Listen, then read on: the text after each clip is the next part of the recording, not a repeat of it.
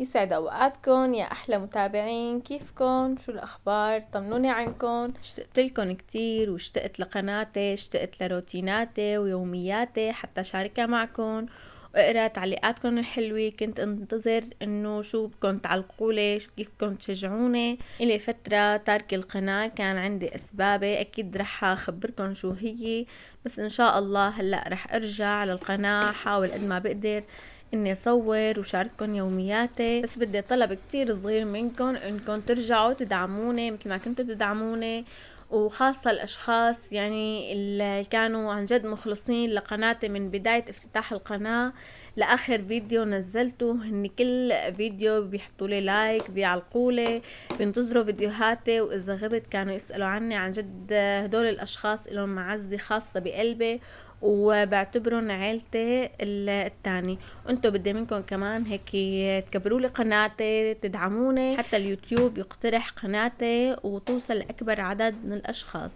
كذا سبب خلوني اترك القناة لفترة.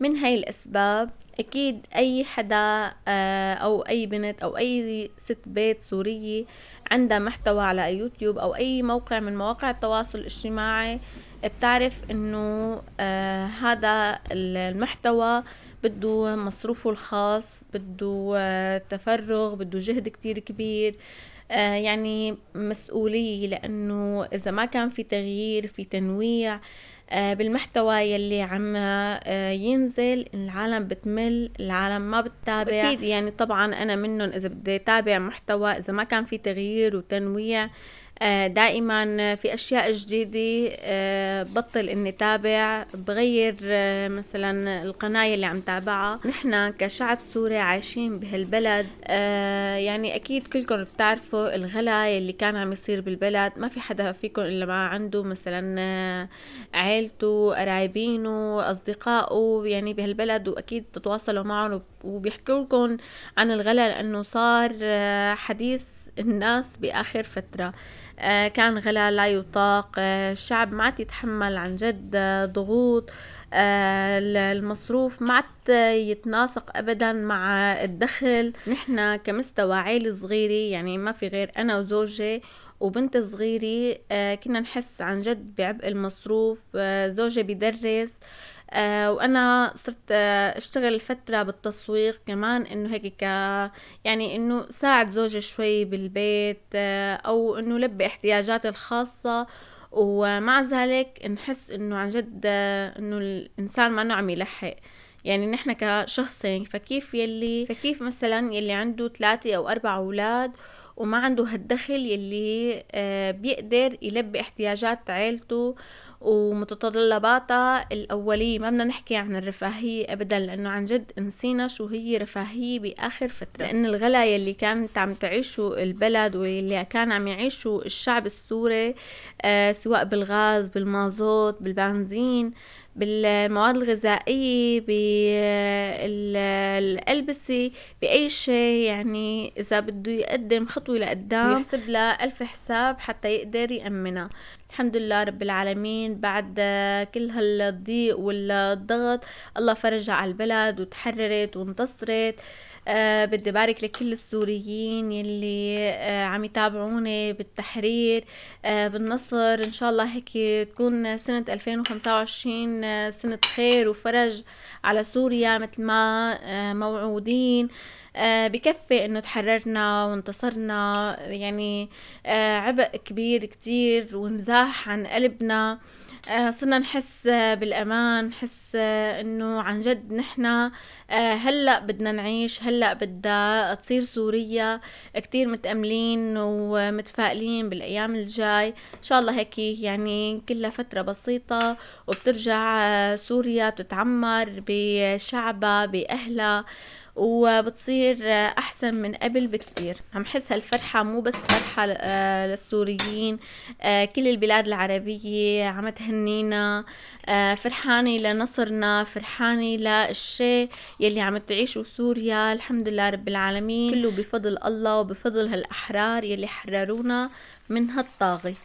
فكان الغلا يلي عم يصير من أحد الأسباب يلي خلتني إني أترك القناة، لأن القناة بدها التزام، بدها مصروف خاص، وبالمقابل ما كانت تطلع لي المردود يلي على الأقل أنا كنت تحطه على القناة. بالعكس تماما كانت تكلفني أكتر من المردود يلي طالعه من القناة، ونسبة المشاهدات بالفيديوهات بتثبت هذا الشيء. غير انه المشاهدات اللي كانت تجيني من داخل سوريا تعتبر مجانية، لان سوريا محظورة من الارباح. الشيء اللي كان يخليني اني استمر بتنزيل الفيديوهات هو دعم ظهور اختي لإلي. عن جد إلها فضل كتير كبير علي، بكل فيديو نزله تدعمني. كل ما غيب مثلا تقلي رجعي نزلي، خليكي عم تستمري. بتعرف قديش نفسيتي هيك تعبت بعد وفاة بنتي، فكانت دائما تضل وراي، لا ضلي نزلي عم تتسلي. حتى لو ما في مردود، المهم انها عم تغير لك جو، انه عم تسليكي، تضل تحكيني وتشجعني حتى ما اترك القناة. لحد ما صار في شيء جديد بحياتنا، هو حمل جديد. الحمد لله رب العالمين. واذا كنتوا لسه عم تحضروني ووصلتوا معي بالفيديو لهون، باركوا لي بالتعليقات لحتى تثبتوا لي انكم شفتوا الفيديو كله. وهلا انا عم اخذكم بجولة بشارع الدبلان بعد التحرير. عم ارجيكم اجواء الشارع. الحمد لله الحركة ممتازة بالشوارع، وانا نزلت لحتى هيك اتفرج على قطع ديارة. المولود يلي جاي هو بنوتي الحمد لله، وهيك لازمني كم شغلة، فنزلت على السوق لحتى اتفرج ناخد فكرة هيك على الاسعار الموديلات، وجيب كم قطعة يعني لازميني للولادة. حبيت اني شارككم بهاي الجولة حتى هيك يعني نتفرج سوا على ديارة، نشوف الموديلات والاسعار. بالنسبة للأسعار يعني لسه الأسعار غالي، لسه ما نزلت البضاعة. جبت كم غرض، قلت هدول الضروريات، والباقي قلت انه عمهل شوي بلكي بتنزل الأسعار، لأنه الأسعار كل يوم شكل، نهار طالعة نهار نازل، لسه ما في أسعار ثابتة. بلكي إن شاء الله بينزل الدولار وبتنزل الأسعار، ويعني الواحد بيقدر يكفي أغراضه. على فكرة هاي أول مرة بحكي بقناتي كلمة دولار، لأنه هاي الكلمة كانت قبل التحرير اسمها بطاطا، اسمها نعنع، أي اسم تاني مصطلح تاني إلا هالكلمة، لأنه يلي بيحكيها لازم يودع عيلته ويروح على بيت خالته.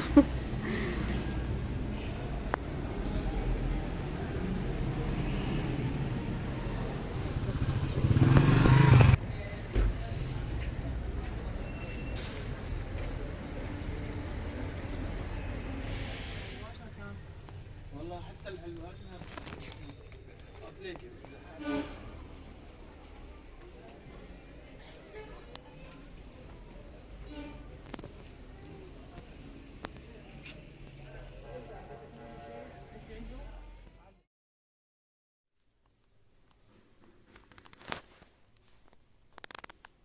رح احكي لكم شوي عن فترة الحمل. يعني هي صح مرحلة جديدة بحياتنا، بس يعني كانت فترة كتير كتير صعبة، فترة اللوحام.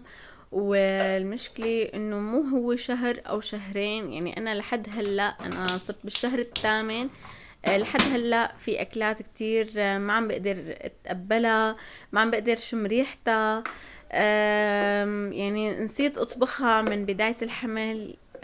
عن جد كانت صعب كتير هديك المرحلة. يعني ما اقدر فوت على المطبخ بكل صراحة، ما اقدر اذا شميت ريحة طبخ بالبناي. يعني توصل فيني المرحلة اني اضطر اني البس واطلع برات البيت كلياته لحتى تروح ريحة الطبخ من البناي. يعني كانت الفترة صعبة علي وعلى عيلتي. إن زوجي يحاول انه مثلا يساعدني باكلات، او يجيب لنا مثلا اكل من برا، بس قد من كان يعني هي مرحلة تعد انها صعبة. اكيد الموضوع ما نو بايدي وما كنت مبسوطة بهذا الشيء، بس صدقا الموضوع خارج عن ارادتي. والحمد لله انه زوجي من النوع يلي بيتقبل. في كتير رجال ما بتتقبل هذا الشيء، او مثلا بتطلع اخلاقها على نسوانها. الحمد لله زوجي كتير هيك نفسيته رضية، وكتير كان داعمني بهاي الفترة. حتى بنتي إلما كانت كتير هيك حاسة انه ان اكبر من عمرها، يعني هي صف اول بس حس عن جد انه حاسة هيك حاسة فيني تقلي انه لا تطبخي. مثلا اذا قلها مثلا شو جا عبالك تاكلي او شي، تقلي ما جا عبالي شي، هي بكون مشتهية بس ما بدها تقلي انه على الاكلة لحتى انا ما اضطر اني اسوي لها اياها واتضايق. بس الحمد لله رب العالمين هلا الموضوع صار اهون بكتير، ويعني صار اشياء بقدر اطبخ، وعم حاول اني اعوض عيلتي عن الايام يلي مضيت واطبخ لهم كل الاكلات يلي بحبوها ومشتهينها. وقلت يلا كوني صرت احسن برجع لقناتي، برجع بتسلى فيها وبشارككم يومياتي، وهيك يعني ان شاء الله ترجع القناة احسن من قبل، يصير فيها مشاهدات اكتر وتفاعلات اكتر، وضل متشجعة ونزلكن روتينات وفيديوهات وشاركها معكم. حكيت كتير بالفيديو، بعتذر اذا طولت عليكم او حسستكم انه انا عم بحكي كتير، بس صدقا حاسستكم مثل رفيقة الي زمان ما التقيت فيها، ولما شفتها بلشت احكي لها كل شي صار معي من وقتها تركتها لحد اللحظة يلي شفتها فيها بالمرة الثانية. عم احكي وانا عم نظم مشتريات الاسبوع، وهي الفترة كتير كتير عم حب البرتقان بشكل مو طبيعي، يعني بقشر صحن وباكله، وعن جد بحس انه هو الوحيد يلي عم يرويني. تعرفوا هذا الفيديو الي اسبوع تقريبا مصورته، بس ما عم يصير لي منتج لكم اياه ونزلوه. كان زوجي يومتا معطل وقال لي قوم نجيب اغراض الاسبوع ونجيب هيك عدة الفطور ونفطر فطور غير شكل. هو مثل ما ذكرت لكم بالفيديو انه مدرس بيدرس فيزياء، وخلال اسبوع يعني بيعطي برات المدينة، بيدرس بالريف، ووقت بيكون معطل بجيب لي اغراضي يلي بيحتاجها خلال الاسبوع. هلا دوام بنتي إلما كمان هو الظهر، يعني دوامها مسائي، فهيك فطرنا وضبيت البيت والاغراض اللي جبتها، وقلت يلا بجهز لها اللانش بوكس وبكون مدرستها ويعني ببعتها على المدرسة. إلما من النوع يلي كتير اكلها صعب، كتير بتعذبني، ما بحسها انها بتطلب الاكل حتى لو جاعت، يعني ما عندها مشكلة بتضل بلا اكل وما بتقلي انه سوي لي اكل. بتحب تتنقرش، بتحب تاكل فواكه، بس انها تطلب طبخة وخاصة اذا فيها لحمة او دجاج، لا اعوذ بالله، بحس مثل العقوبة إلها اذا عم تاكلهم. فمشان هيك بحب اني نوع لها باللانش بوكس، خاصة انه هيك بالمدرسة مع رفقاتها قلت انه بترغب بتاكل، بتخلص اللانش بوكس وهيك يعني بتطمن عليها انها اكلت.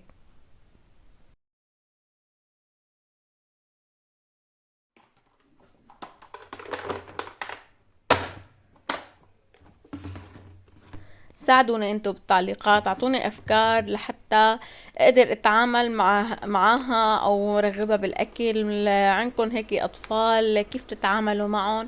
كمان اكتبوا لي بالتعليقات، بلكي هيك نستفيد من بعض وبجرب تجاربكم، بلكي ان شاء الله هيك بتحسن اكلها. يعني الحمد لله انه هي بس هيك يعني طبيعتها ما بتحب انها تاكل او تطلب الاكل، الا الحمد لله رب العالمين ما في مرض، ما في اي مشكلة تاني، بس الموضوع هو انه ما بتحب تاكل. اكيد هذا الشيء كتير بيزعجني، وخاصة لما العالم بتشوفها انها ضعيفة بيقولوا لي انه شو ما عم الطعمية، ليش بنتك ضعيفة؟ يعني اكيد ما في اهل بينبسطوا انه ابنهم ما عم ياكل، بس انه الموضوع ما بايدي.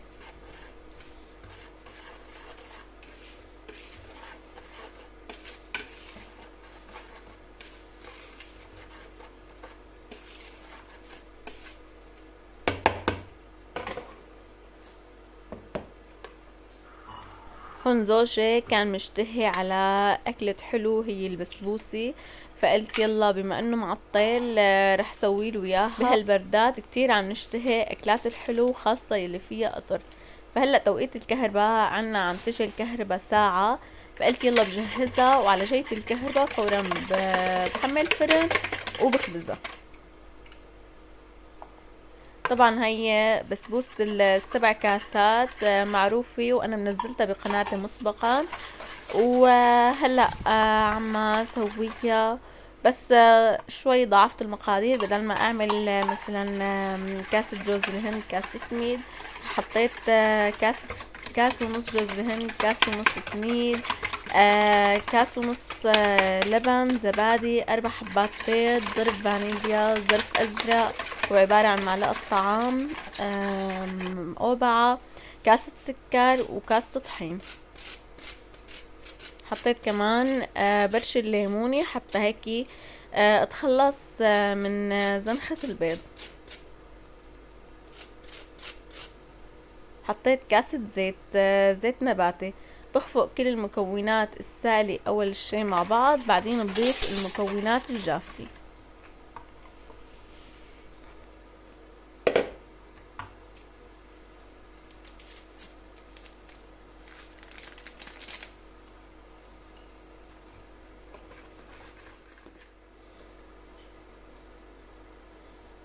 اذا حسيت انه القوام شوي تقيل، ممكن اني احط يعني معلقتين ل3 معالق من المي او اللبن لحتى اخفف القوام شوي. دهنت الصينية بسمنة وسكبت الخليط، واكيد بدخلهم على الفرن يلي محميته مسبقا. هون عم بعمل القطر هو عبارة عن كاستين ونص سكر وكاستين ونص مي وشرحة ليمونة وعود قرفة. خليهم يغلوا 10 دقايق على نار هادي وبطفي الغاز.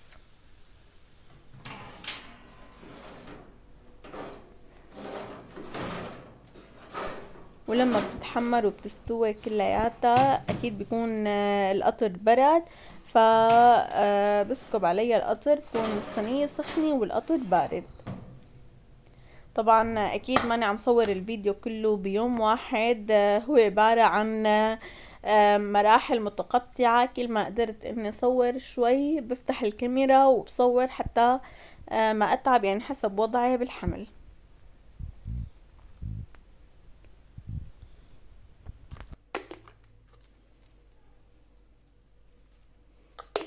وانتو ذكروني بالتعليقات شو في اكلات حلوة هيك عم تحضروها بالشتوية، هيك بتناسب هالبردات. اكتبولي بالتعليقات وشاركوني فيها.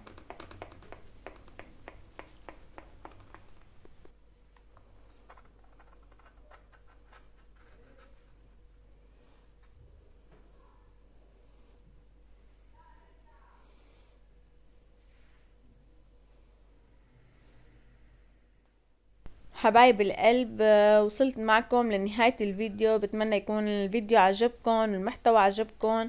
اكتبوا لي بالتعليقات شو رأيكم بالفيديو، واذا وصلتوا معي لهون وكان عجبكم الفيديو بتمنى من كل قلبي انكم تدعموني وتوصلوني لأكبر عدد من اللايكات والتعليقات. دمتم برعاية الله، والسلام عليكم.